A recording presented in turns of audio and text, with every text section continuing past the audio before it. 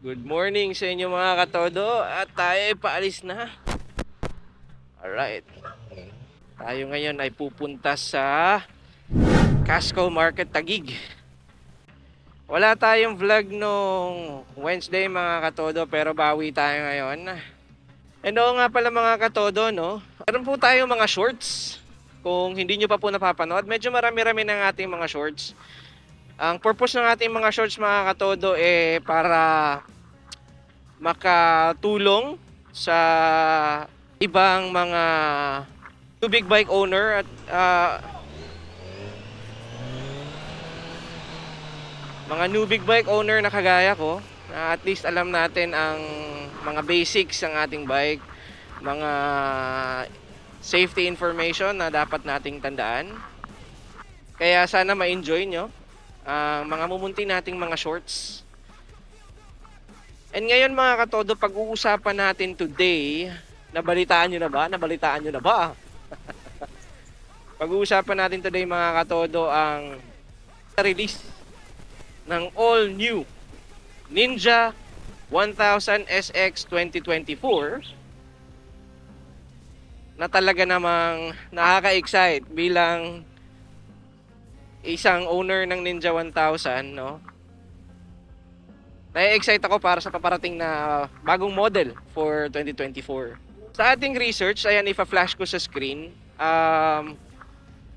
merong tatlong kulay na darating para sa 2024. Hindi ko sa ulado ang mga kulay ng bagong Ninja 1000 mga katodo, no? Pero tatlo sila. Yung isa parang metallic green. So ngayon, yung bagong Ninja 1000, medyo malapit sa pagka-green ng ZX-10R ngayon. Or ZX-10RR, yung ganun ang pagka-green niya, yun yung lining niya. Ang isa naman ay gray, na alam ko parang gray Diablo ang tawag nila, which is very close sa 2023 ZX6R naman. So, in fact, kung titignan mo nga no, sa unang tingin mo doon sa picture, akala ko or mag-aakala kang ZX6R yung nakalagay. And then, yung panghuli is yung tinatawag nilang Diablo Black. Parang yun ata yung tawag doon. So, for me, no, mas gusto ko yung Diablo Black. Iba siya. Medyo bago sa panlasa, ika nga. Bago sa tingin natin, bago sa panlasa. So ako personally gusto ko yung Black, Diablo Black. Pero ang isang malaking tanong dyan mga katodo, darating ba sa Pilipinas ang ganong kulay? So yun ang isang malaking katanungan natin.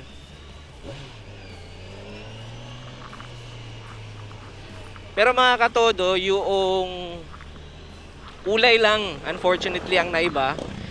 The same performance, displacement and everything. So technically, yung kulay, yung linings, yun ang pinagkaiba. Pero sana i-release nila dito sa Manila lahat ng available colors, no, para may pagpilian ng ating mga katodo na kung gusto nila ng iba pang kulay.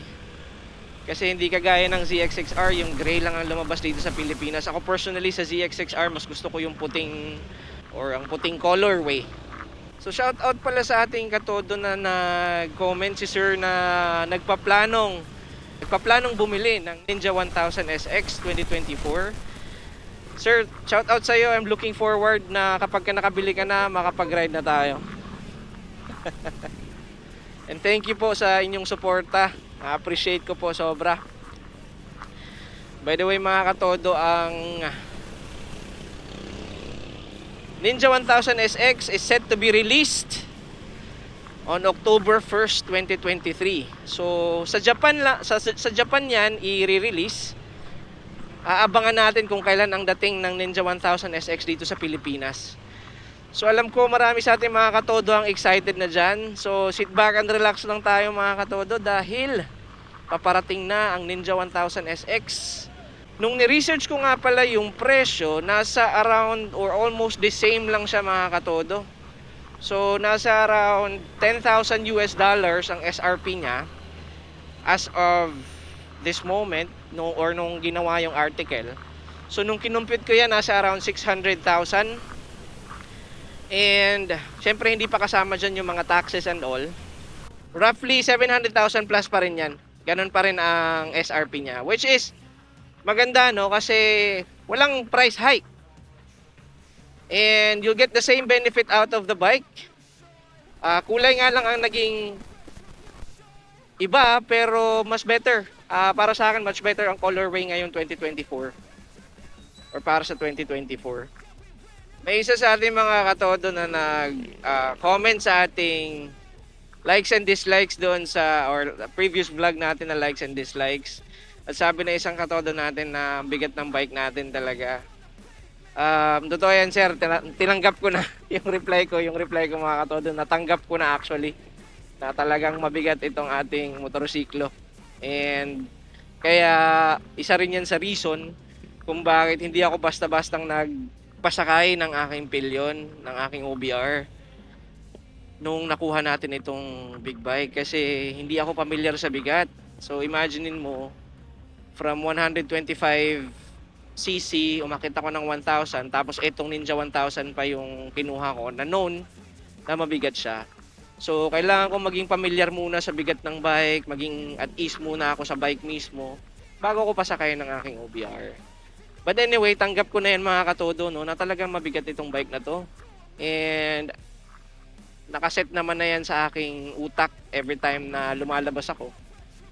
Na, alam mo yun, kailangan mong i-condition yung katawan mo, yung isip mo, na bago ka lumabas, anticipate mo na anong magiging itsura mo. Pero thank you katodo sa concern, ano. I really appreciate it. Pero don't worry, tanggap na natin na napakabigat ng ating bike. So sit back and relax muna kayo dyan mga katodo, at pumunta tayong Casco Market. May napupusuan kasi ako na raincoat. And ang gusto ko sa raincoats nila medyo may allowance yung punja. So hindi siya yung tipong yung sa may singit mga katodo. So hindi siya nawawarak agad-agad, hindi siya napupunit agad-agad kasi may leeway talaga mismo yung punja niya. Kaya yun ang ating pupuntahan ngayon. Sana meron silang stock. Nakausap ko naman, although shout out sa Casco Market, no. Ang responsive nila sobra. And nakausap natin ang isa sa mga staff, meron naman daw available na mga sizes. Hello mga katodo, andito tayo sa Casco Market sa Taguig branch. Actually guys, last time na pumunta ako dito, wala pa silang masyadong stock. So ngayon, restock sila. Makikita nyo sa likod ko, ang dami. And good news mga katodo, kung naghahanap ka ng gear, lalo pa ngayon tag-ulan, meron sila dito. Magandang balita, they're on sale from September to the end of September. So yung raincoat ko nakuha ko nga for less than 10%. So malaking bagay yun kung nagtitipid tayo. Alright, so good na. Thank you po ulit. So ayan mga katodo, nabili na natin ang ating kailangan dito.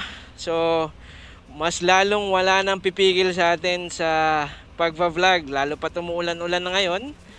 So lalabas tayo para mag-vlog.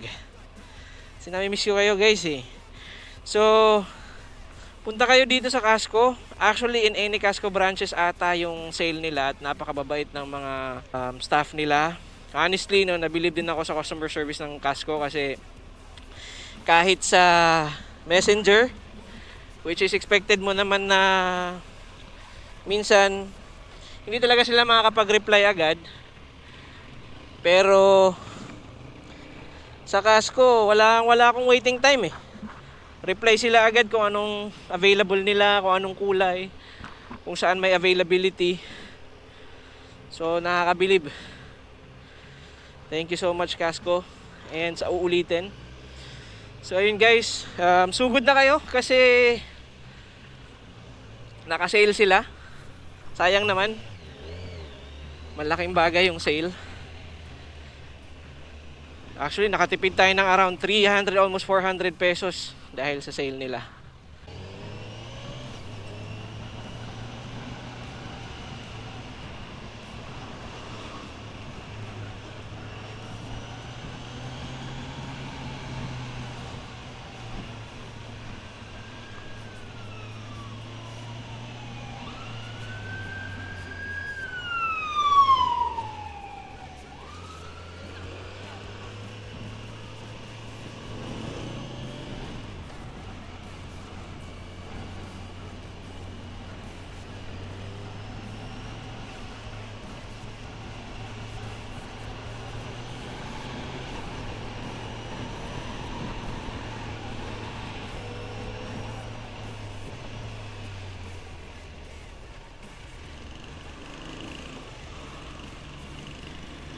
Alright, so ayan po muna ang ating quick vlog for the day mga katodo. Maraming salamat sa pagsama sa atin sa pagbili ng raincoat, o di ba?